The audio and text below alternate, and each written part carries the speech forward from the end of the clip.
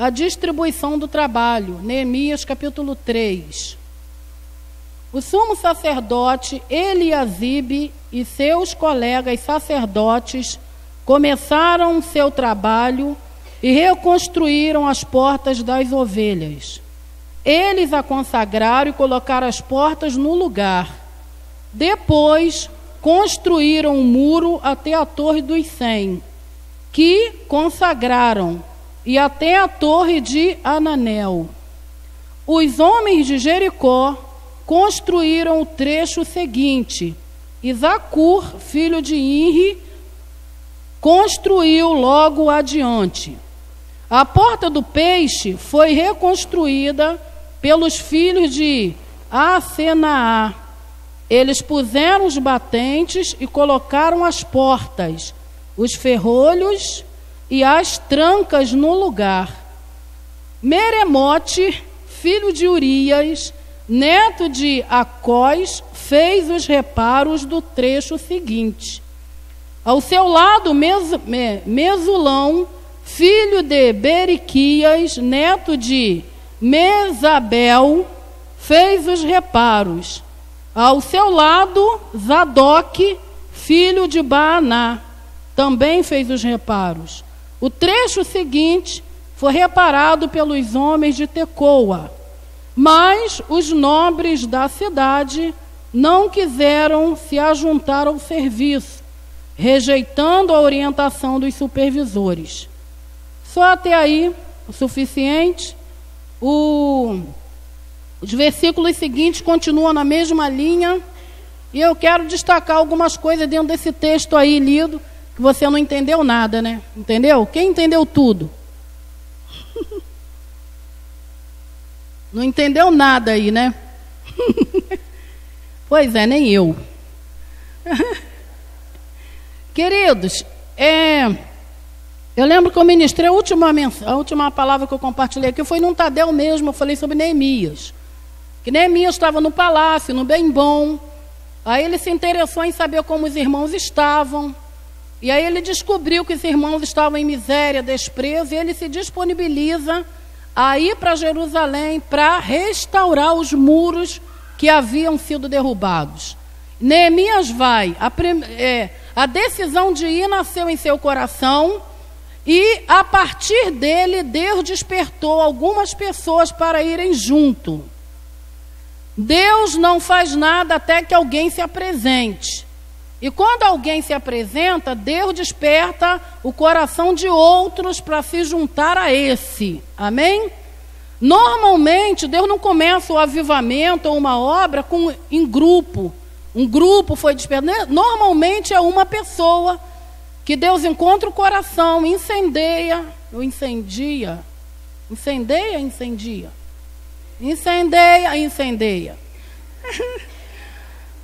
Deus incendeia o coração de alguém, que esse alguém vai contagiar outro alguém, que vai contagiar a outro alguém, e assim a obra é realizada. E aí nós encontramos na Bíblia que Neemias nasceu no coração dele o desejo, mas Deus despertou pessoas para irem com ele, para edificar os muros, e eles foram. Quando eles chegam lá, cai dentro do texto que a gente leu. Neemias fez uma inspeção, olhou por onde começar a obra, toda essa coisa, e aqui a gente já está com a obra começando a ser executada. Neemias já havia observado o material, já tinha conseguido, já tinha feito uma inspeção, uma planta, um planejamento, uma estratégia de onde ou por onde começar, e aí o trabalho começa. E o trabalho começou, e a gente começa a ver aqui que tinha várias equipes, várias pessoas com ele. E aí, o texto que a gente leu fala de alguém que começa a edificar, construir ou reconstruir uma parte. Esse alguém para, o outro começa onde esse parou, vai até determinado local, esse para, o outro dali dá continuidade, cada um ocupando um trecho na construção. Então, o que nós percebemos nesse texto, não sei se você é bastante observador, é que ali a obra foi dividida em trechos. Cada equipe, cada pessoa que fez parte do projeto da obra, tinha um trecho determinado, até onde ele começaria, aonde ele terminaria, abrindo espaço para o próximo, que começaria onde ele parou, daria continuidade, mas pararia para o outro continuar. Queridos, o que nós estamos vendo aqui é um trabalho extremamente organizado. Às vezes nós queremos fazer a obra de Deus e vamos na orelhada, mas nós entendemos que Deus é um Deus organizado. Infelizmente, a maioria dos crentes, nós não somos organizados. Nós achamos assim que tudo se completa com a unção. Eu posso não estudar direito a Bíblia para ministrar, mas na hora, Deus, que desça a tua graça. Parece que a Igreja de Cristo alcançou uma mentalidade onde parece que Deus ele não é minucioso, parece que Deus aceita qualquer coisa. Pastor, o que importa é fazer. Meu irmão, não é importante só fazer, mas como se faz. Porque às vezes a gente está fazendo muito, mas não está obtendo resultado nenhum, porque está fazendo de forma desorganizada. Ah, mas Deus não precisa de organização. Se não precisasse, isso aqui não estava escrito aqui. Parece um texto fora do contexto da Bíblia, não parece? Ah, fulano edificou um trecho, parou, o outro edificou outra parte. Não parece, dentro da nossa cultura evangélica, parece desnecessário isso aqui. Porém, se você ler a história de Neemias, o sucesso que esse homem teve na construção desse muro em tempo recorde, querido. Os muros foram erguidos, e quando ele chega ali era só entulho, querido. Tudo estava no chão. E esse homem vai para ali com uma equipe, e ele ergue, primeiro tira os entulhos, que já era trabalhoso.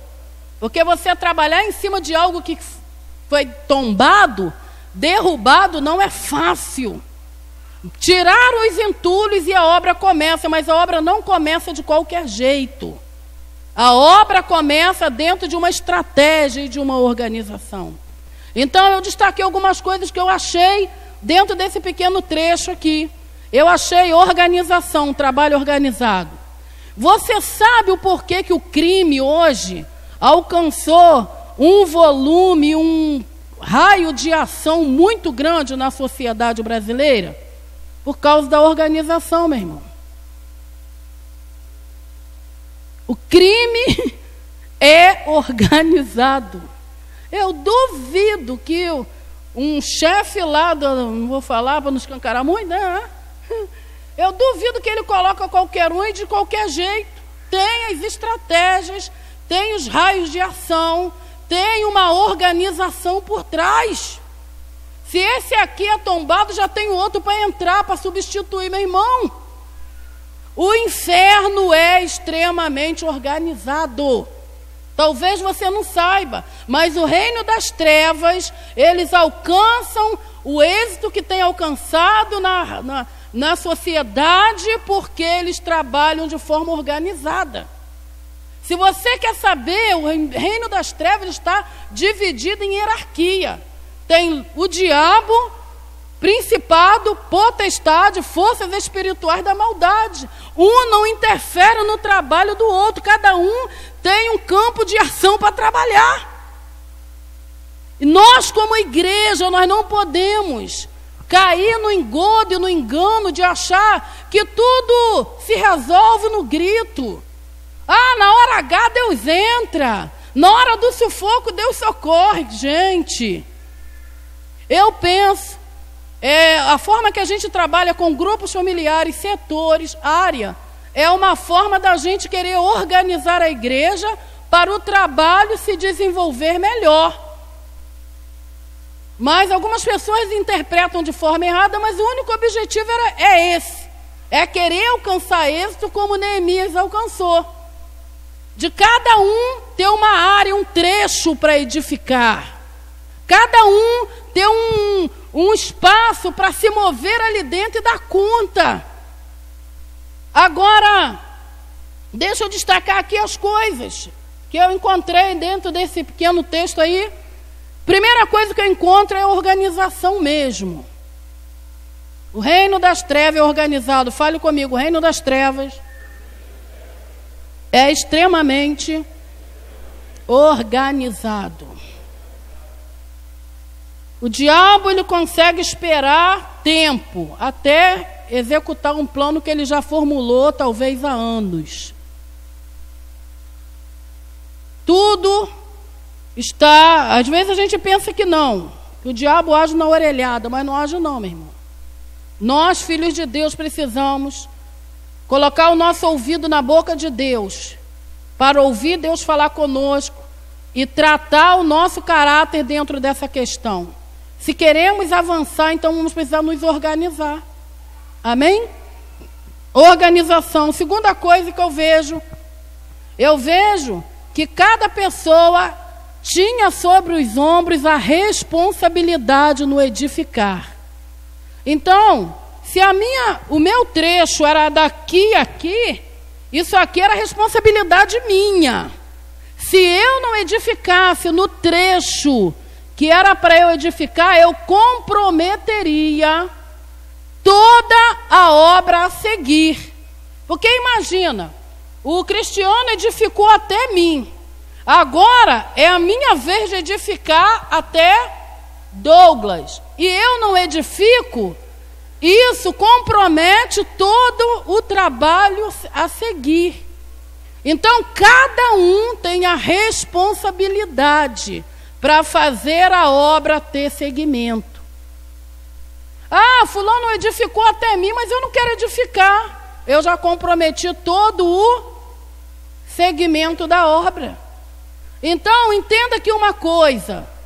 Se você não quer edificar no trecho que é responsabilidade sua, entenda que você faz parte de um contexto. E você não edificando no trecho que é seu, você compromete todo um trabalho de quem edificou antes de você e de quem vai edificar depois de você.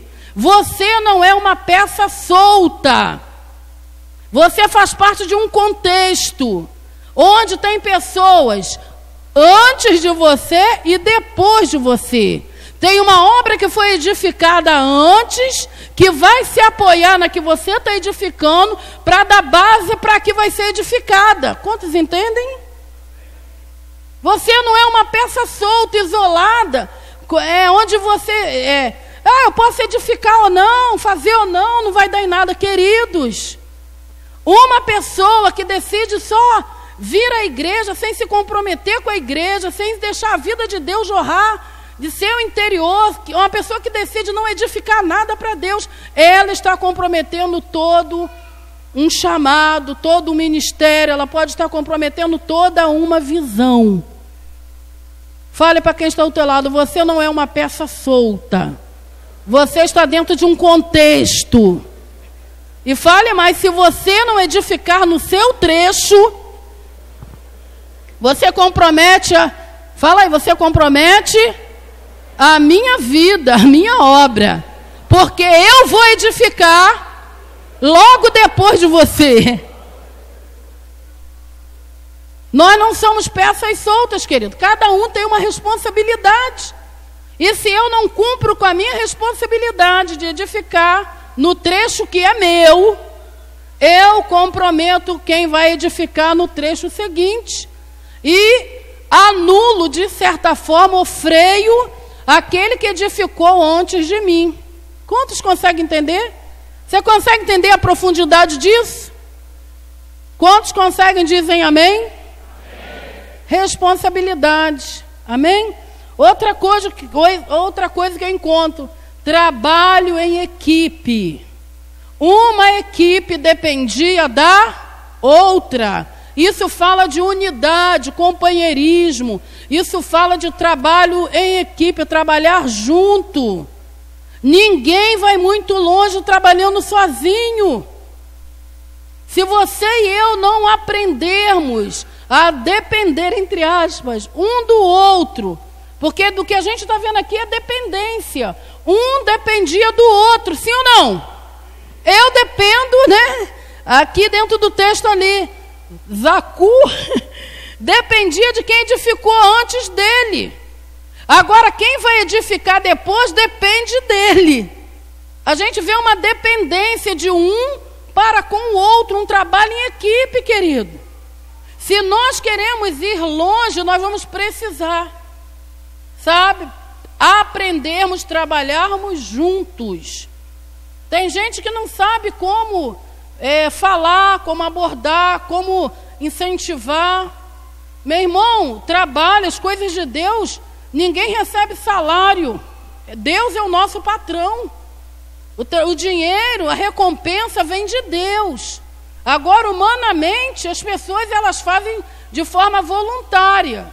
E se essas pessoas estão numa equipe onde ela não é respeitada, onde ela não é valorizada, o trabalho pode parar por causa de incentivo, porque, infelizmente, também posso falar dessa forma, existem pessoas que são carrinho de mão. Só andam, sem ninguém empurrar.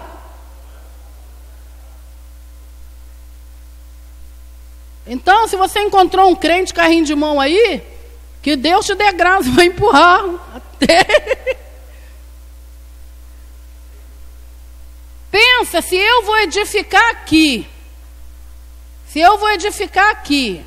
não, eu estou edificando aqui, a pessoa edificou na parte dela, chegou em mim, aí eu saio de cena, olha o buraco que fica. Quem vai edificar depois, fica no vácuo. Aí sabe o que acontece? O que acontece hoje dentro do que a gente vive, é que fulano edificou aqui, chegou em mim para edificar, e eu não quero discipular, não quero grupo, saio de cena. Esse aqui, além de ter edificado, pegado lá e chego até aqui, ele ainda vai ter que o quê? Cobrir a minha parte. Isso, querido, cansa, sobrecarrega e pesa. Temos pessoas na igreja sobrecarregadas, por quê? Porque ela está edificando trechos que não eram para ela edificar. Mas aonde estão os edificadores? Não estão bem, está desanimado, saíram de cena. E aí, para a coisa não parar, tem gente que começou a edificar lá. Mas está indo lá edificando, tentando cobrir trechos que não foram pessoas que... Estão entendendo? Isso sobrecarrega, pesa. Porque Deus deu uma medida para cada um. Eu não tenho dúvida, querido, que cada um de nós tem um trecho, tem uma estrada já demarcada por Deus, começo e fim. Você não está vivo e a sua vida, ela não... Você precisa entender que a sua vida, ela não existe dentro de algo solto. Tem um trecho, tem uma estrada, tem um território para você percorrer desde o momento que você nasceu até a sua morte. E se você não entender qual é esse trecho, esse lugar, esse caminho, muitos, querido, eu peço a Deus ter misericórdia, mas muitos estão parando no meio do caminho sem entender. Peraí, eu ainda estou no meio do caminho, olha quanto Deus quer que eu chegue lá, mas olha onde eu estou ainda. Às vezes me dá um desespero que eu falo, Deus, eu já vou, daqui a 2 anos eu completo 50 anos, Senhor, meio século, até onde eu vou ter força? Eu tenho que correr, que eu não sei. Se o trecho que Deus tem para mim, querido, é chegar até lá, e eu ainda estou aqui, a idade já está vindo, o cansaço vai chegando, pega um resfriado, já fica com falta de ar. Epa, peraí,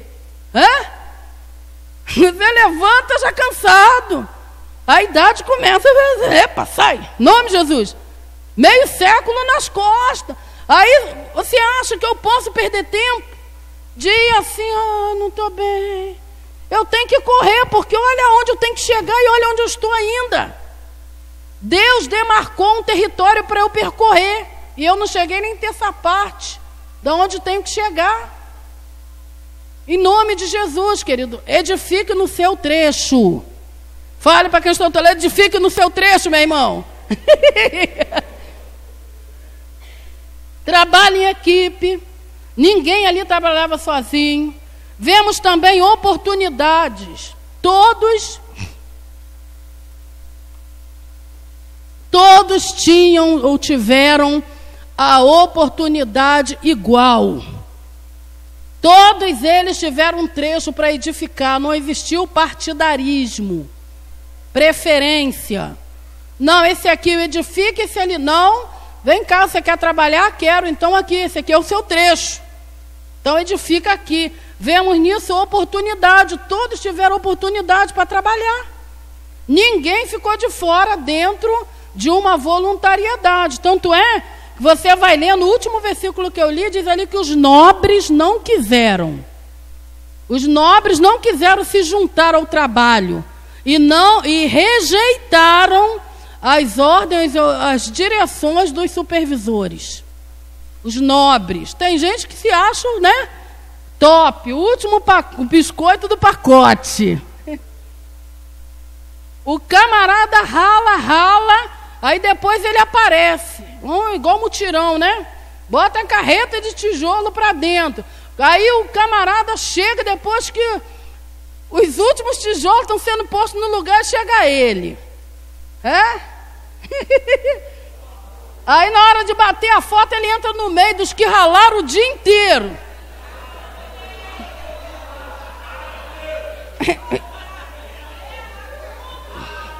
E ainda o que é pior, é ele que o que mais aparece na foto. Ainda bota a mão na pilha de tijolos e faz pose. Não fez nada.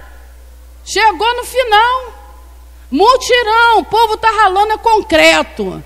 Concreto. Aí tem uns que chegam da hora do almoço, que o brabo é mais cedo, que tem que medir traço. Não é isso, Gilson? Não é traço? Traço. Tem que medir o traço, tem que, né? Depois que o concreto já está pronto, que o troço já bitoneira, sei lá o que é. Aí é hora do rango, da comida, né? A pessoa, né? Aí chega o irmão, com a cara amarrotada que, né? Eu estava resolvendo umas coisas. Então, queridos, teve ali os nobres que não quiseram. Agora, quer saber a verdade? Independente deles quererem ou não, a obra não parou por causa deles. Se você não quiser trabalhar, o prejuízo é seu.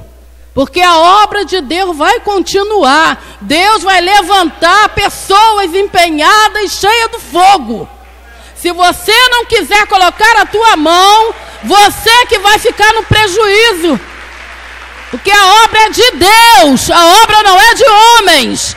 E Deus envia os trabalhadores.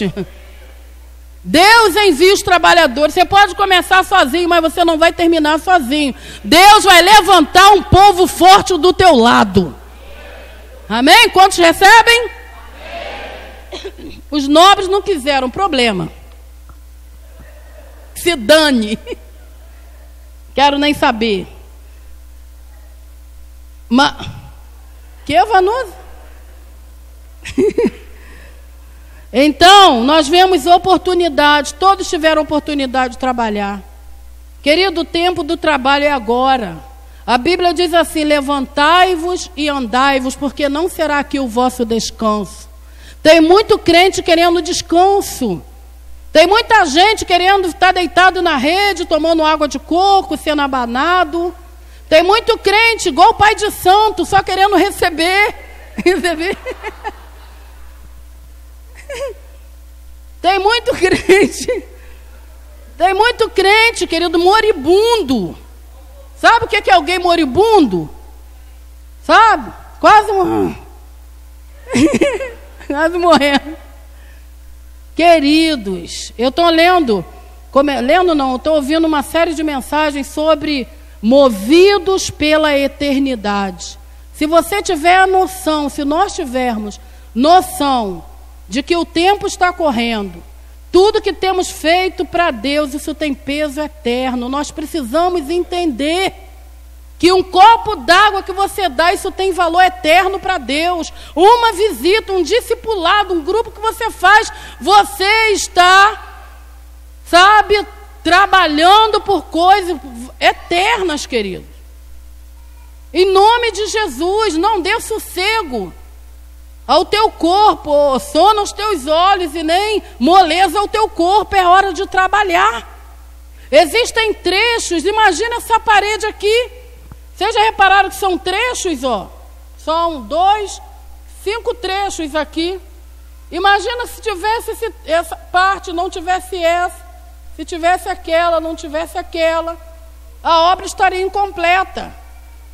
Cada trecho faz parte de um contexto que, somando, é uma obra só, mas que está dividida em partes para melhor trabalhar. Precisamos entender, queridos, que nós, cada um tem a sua... E terminando, já falei, mas vou repetir.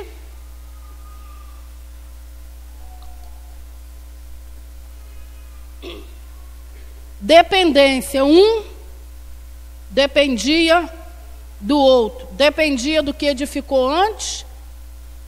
E o que vai edificar depois dependia da minha edificação hoje. Dependência. Nós, como filhos de Deus, nós não fomos e não somos chamados a andar na independência. Você precisa de mim, eu preciso de você, eu preciso de você, você precisa de mim. Nós precisamos de Cristo até o fim, mas sem cessar, sem parar, sem vacilar, oh, sem temer e sem chorar, mas sem parar, sem cessar, sem vacilar. Viu? Yes! Nós precisamos uns dos outros, precisamos do Senhor. Tudo que eu gostaria de compartilhar, já compartilhei. Agora eu peço que você peça ao Espírito Santo que te dê disposição para edificar. O trecho está aí, a obra está aí, a oportunidade está aí, o chamado está aí. É necessário que voluntários se apresentem. É necessário que nós entendamos que chegou a nossa hora. Talvez você esteja sentado e acomodado e olhando para a obra pensando assim, é fulano que está fazendo, eu quero te dar uma notícia hoje. O trecho já chegou agora na tua vez. Chegou no teu trecho, agora é contigo. Não adianta ficar esperando o outro vir, porque a parte que é para você edificar já chegou em você. E se você não fizer, você vai comprometer todo o chamado, toda a obra. Amém? Eu peço que você feche os teus olhos. A gente já está caminhando realmente para o final dessa reunião.